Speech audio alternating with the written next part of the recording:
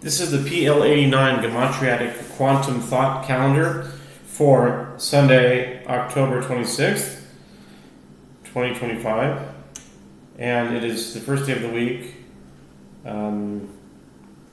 the fourth day of Cheshvan, or Mar Cheshvan, 5786. The Parsha is Parshat Lech Lecha. And the Daf for today is, for Daf Yomi, is Tractate Zevachim, Daf 42.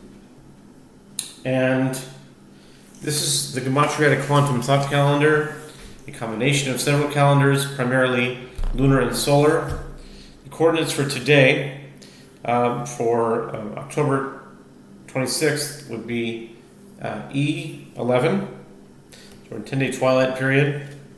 After this 80-day period, there's 10 days here. So that's what we're in for the solar. For the lunar, we just started the new cycle. So we finished one of these, came back around again, and this was the first day of Mar Cheshvan, or Cheshvan, second day, third day, fourth day. And what's very interesting is that today in the Hebrew calendar, it's the 34th day of the year. And that's really neat because on the calendar it comes to box 34. And it doesn't go by 1, 2, 3, 4. It goes by 8 and 9. So it's very significant that these matched up. And these alignments have been happening relatively frequently, like pretty often. Yesterday it happened that October 25th was yesterday, it came out on box 25, which was the third day of Cheshvan, which was yesterday, and box 25. And then, since it's 8 plus 9, you add 9 to it, and you get 34. Another thing about the number 34 is very interesting pertaining to this week. Since we started to learn about Avraham, whose name is right now, but it was Avram. And we learned about his name change in this week's Parsha. And what's very fascinating about his name change in this Parsha, this is the first day of Lech Lecha, and Lech Lecha is when his name changes. Now, this number 34 is specifically related to Abraham and his name change and Isaac being born. Because if you'll count from Genesis chapter 17, verse 5, is the verse where his name is changed. It says that your name will no longer be called Avram, but Avraham, etc.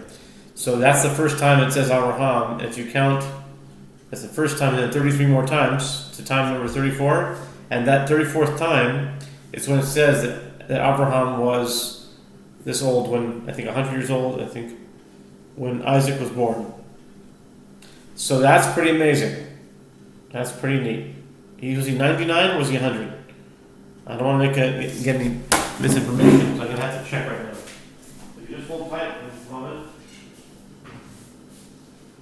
I'm going to go and check this thing because sometimes if you rely on your own memory, it's just the mind slips a lot, For me at least, anyway.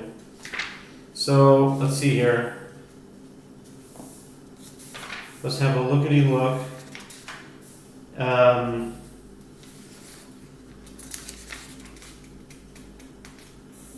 See here.